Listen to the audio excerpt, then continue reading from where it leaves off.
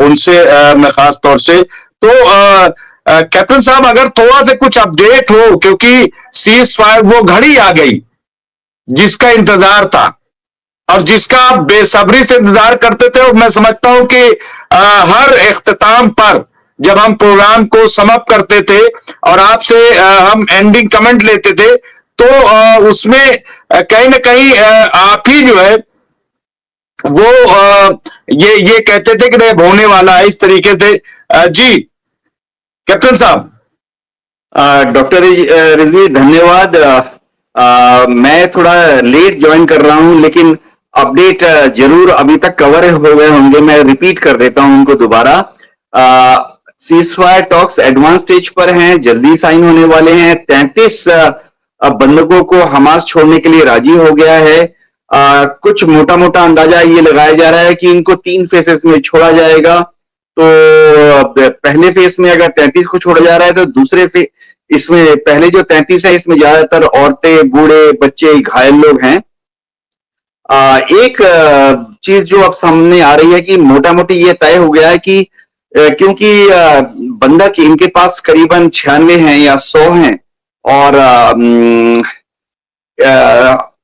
IDF कह रही है कि इजराइल प्रिजन सर्विसेज में 4600 फिलिस्तीन के लोग हैं। तो रफली अभी ये रेशो ऐसे हो रहा है कि एक एक बंधक को छोड़ने पर उस तरफ से इजराइल चुपचाप 50 बंधकों को छोड़ दे, फिलिस्तीन के बंधकों को छोड़ दे। क्या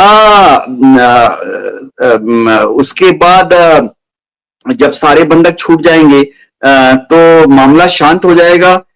उसमें अब पृष्ठभूमि में बात चल रही है कि जैसे ही सीज फायर हो जाएगा, उसका फेज 1, फेज 2, फेज 3 खत्म हो जाएगा। फेज 3 में जो इजराइल के फौजी हैं उनको छोड़ा जाएगा। हमास दावा कर रहा है कि उन्होंने इजराइल के कुछ जासूसों को भी अपने पास रखा हुआ है, उनको भी हमास ने कहा है कि छोड़ देगा।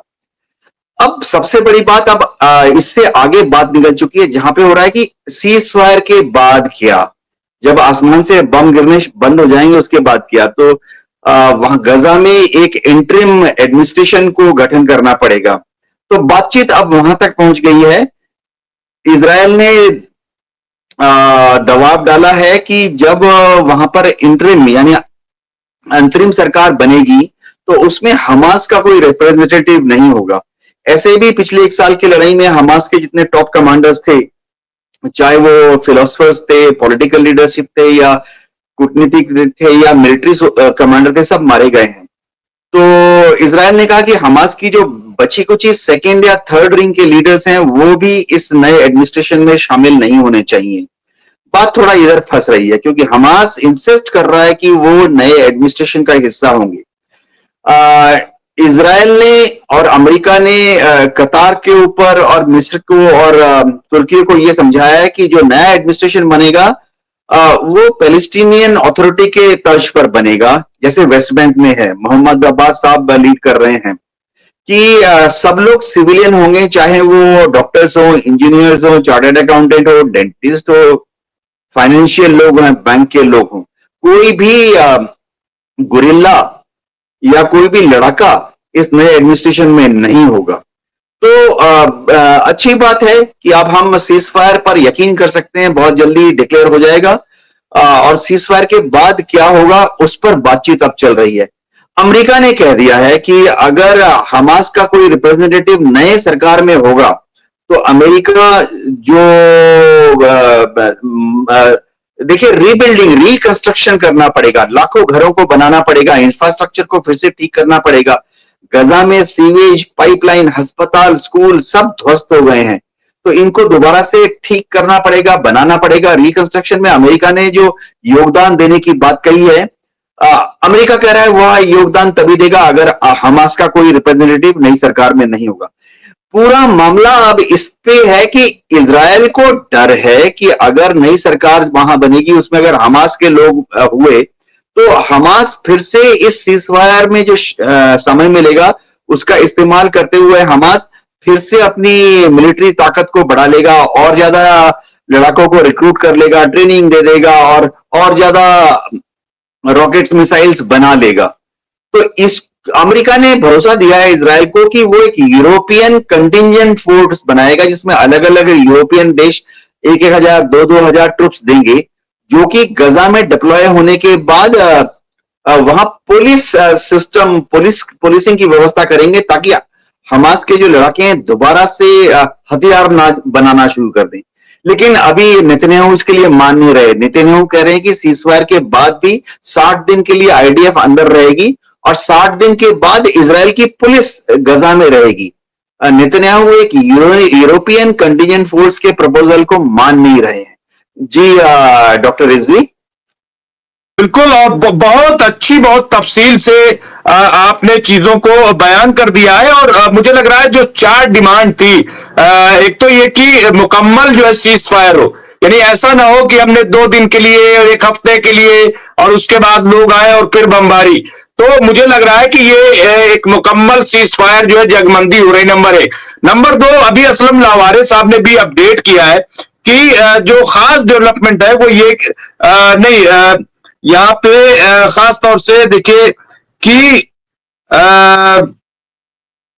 जो फिलाडेल्फिया का जो जयदीप सिंह मुंडेला साहब ने, कि इजराइल ने जो पूरी तरह से वो फिलाडेल्फिया से जो लोगों को वहां से हटाना था, जो फौज थी आईडीएफ, क्योंकि इस पे पूरा मामला आप देखिए कि खास तौर से इसमें जो मिस्र था उसका भी यही कहना था कि भाई यहां आप कैसे रहेंगे, क्योंकि उनको भी खतरा लाक हो गया था, तो वो हो जाएगा। दूसरा ये कि जो फिलिस्तीनी है कैदी उनको छोड़ा जाए, और तामीर की बात आपने की। मुझे लग रहा है कि काफी हद तक जो है ये बात बन गई है। तो ये बहुत ही इंपॉर्टेंट डेवलपमेंट है। लेकिन क्या लग रहा है कैप्टन साहब की, जिस तरह से हमने देखा कि लेबनान में यानी हिजबुल्लाह से सीज फायर हुआ, लेकिन इसके बावजूद वहां टकराव रहा है और इजराइल बार बार वहां पे हमले करता रहा, कल भी हमला किया है। क्या लग रहा है कि ये डोनाल्ड ट्रंप का खौफ है, डोनाल्ड ट्रंप की धमक है? क्या आपको लग रहा है कि इजराइल और नेतन्याहू खास तौर से वो सीज फायर पर अमल करेंगे? क्या लग रहा है? क्या क्या इस पर कोई गारंटी है? डॉक्टर रिजवी, सबसे पहले तो शुरुआत ही मैं ऐसे करूंगा कि हिजबुल्लाह की जो लीडरशिप है उनकी तारीफ होनी चाहिए। उन्होंने बहुत अक्लमंदी, बहुत मैच्योरिटी दिखाते हुए पिछले 2 महीने से अपने लड़ाकों को कंट्रोल में रखा हुआ है। देखिए, सीजफायर साइन हुआ था हिजबुल्लाह के साथ 27 नवंबर को, तो 60 दिन के लिए ये सीजफायर साइन हुआ था, तो 27 जनवरी तक आप समझ ले सीजफायर लागू है। हिजबुल्लाह ने बार बार ये कहा था कि 27 जनवरी के बाद वो सोचेंगे कि क्या करना है। लेकिन अच्छी बात यह है कि हिजबुल्लाह 27 जनवरी के बाद भी शायद सीजफायर को लागू रखेगा, क्योंकि हिजबुल्लाह को मालूम है कि हमास कि गजा में जो फिलिस्तीन के लोग हैं, अगर उनके ऊपर इजराइल की जो बमबारी है उसको अगर कंट्रोल में रखना है, तो हिजबुल्लाह को इस वक्त बहुत अपने लड़ाकों को बहुत समझा के इस तरह से रखना पड़ेगा कि वो इजराइल पर कोई रॉकेट या मिसाइल ना दागे। तो जो बाइडेन की सरकार जा रही है, अच्छा काम करके जा रही है इस मामले में। डोनाल्ड ट्रंप आ रहे हैं, अच्छा काम करेंगे।